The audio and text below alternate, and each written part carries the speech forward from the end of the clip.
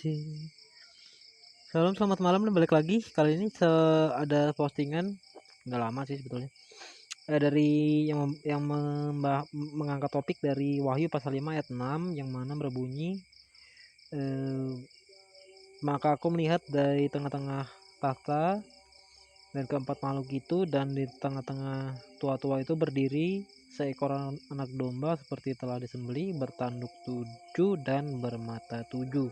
Itulah ketujuh roh Allah yang diutus ke seluruh bumi. Dan lalu dia kemudian bertanya, apakah yang diutus itu adalah roh, sementara Allah itu sendiri adalah roh? Apakah Allah mengutus roh apa bagaimana? Ya gitu kan. Jadi saya mencoba untuk menjelaskan di sini yang dimaksud dengan ketujuh tanduk, 7 tanduk. Pertama 7 tanduk, baru kemudian 7 mata. Mengenai tanduk itu bisa dapat kita lihat di dalam 1 Samuel pasal 2 ayat yang ke-10. Orang yang berbantah dengan Tuhan akan dihancurkan, atas mereka ia akan mengguntur di langit. Tuhan mengadili bumi sampai ke ujung-ujungnya. Ia memberi kekuatan kepada raja yang diangkatnya dan meninggikan tanduk kekuatan orang yang diurapinya. Kemudian di dalam Mika pasal 4 ayat yang ke-13, bangkitlah dan iriklah hai putri Sion, sebab tandukmu akan kubuat seperti besi dan kukumu akan kubuat seperti tembaga, sehingga engkau akan menumbuk hancur banyak bangsa. Engkau akan menghususkan rampasan mereka bagi Tuhan dan kekayaan mereka bagi Tuhan seluruh bumi. Dan kemudian di dalam Lukas pasal 1 ayat yang ke-69, ini tentang nyanyian pujian Zakaria, berbunyi demikian di ayat 69, ia menumbuhkan sebuah tanduk keselamatan bagi kita di dalam keturunan Daud hambanya itu.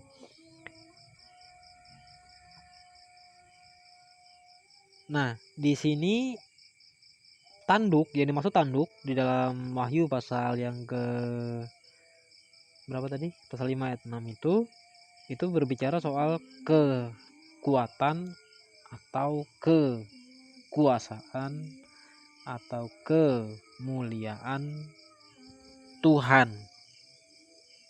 Jadi bukan berbicara soal roh, bukan berbicara soal roh, tetapi kekuasaan, kemuliaan, kekuatan Tuhan yang berkuasa atas seluruh bumi. Itu maksudnya. Dan itu dapat kita lihat di dalam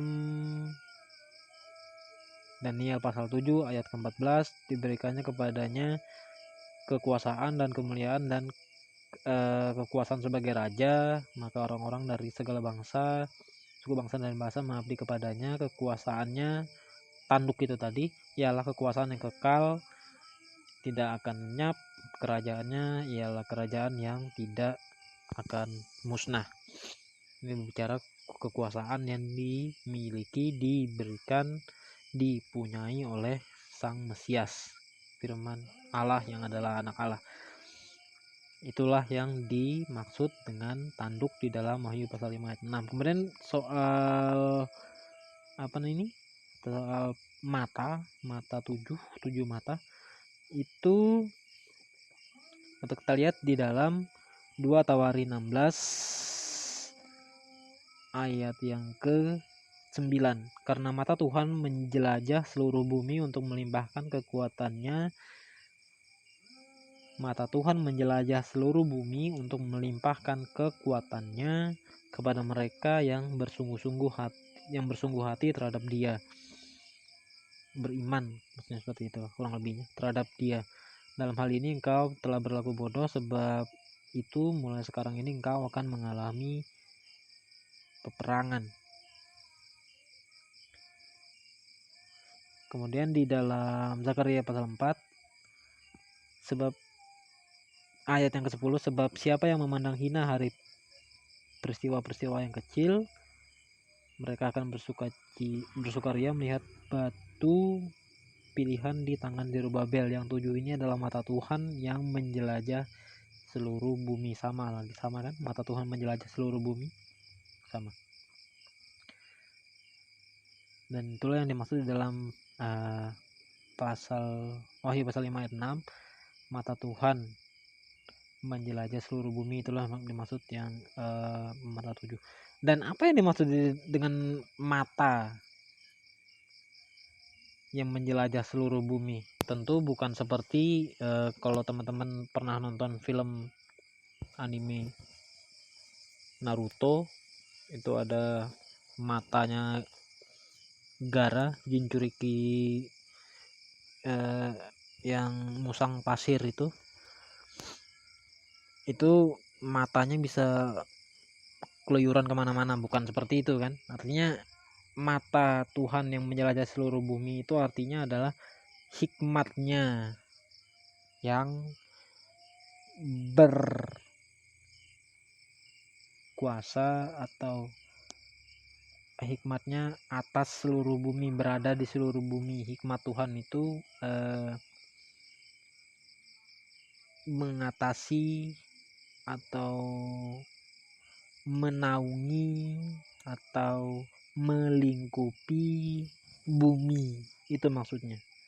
Jadi hikmat Tuhan berada, atau lebih tepatnya menaungi seluruh bumi. Hikmat Tuhan itu lebih gampangannya berkuasa atas seluruh bumi, gampangannya seperti itu.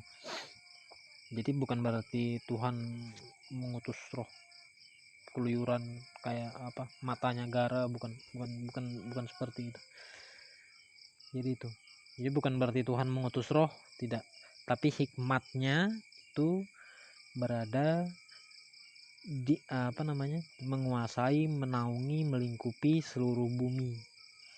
Dan hikmat Tuhan yang menguasai atau melingkupi atau menaungi, menguasai seluruh bumi itulah, maka Tuhan bisa tahu siapa orang-orang yang bersungguh-sungguh hati terhadap Dia, terhadap Tuhan, dan Dia akan mengaruniakan kekuatannya kepada mereka, orang-orang yang bersungguh hati terhadap Dia itu tadi, terhadap Tuhan. Jadi seperti itu. Itulah yang dimaksud dalam Wahyu pasal 5 ayat ke-6, hikmatnya dan kekuasaannya Tuhan itu sendiri. Jadi seperti itu. Oke, mungkin itu aja dulu dari saya. Semoga ini dapat membantu teman-teman dalam memahami kitab suci dengan lebih baik. Saya akhiri, selamat malam, Tuhan Yesus memberkati, Shalom.